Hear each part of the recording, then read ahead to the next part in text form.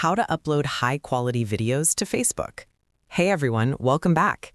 Today I'm going to show you exactly how to upload high-quality videos to Facebook, step by step, so your videos don't look blurry or compressed after uploading.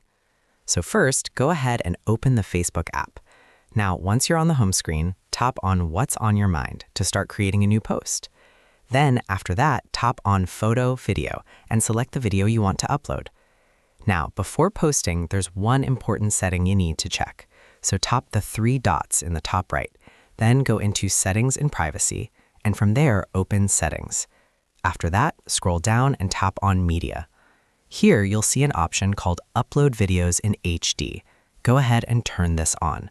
Furthermore, make sure Upload Photos in HD is also enabled, just to keep everything high quality. Now, once that's done, go back to your post. Then add a caption if you want. Review the video once again, and after that, tap Post. Facebook will now upload your video in the best possible quality. Finally, make sure you're using a stable internet connection, because slow or unstable internet can reduce video quality during upload. And that's it. If this helped, like the video, drop your questions in the comments, and subscribe for more Facebook tips and how-to tutorials.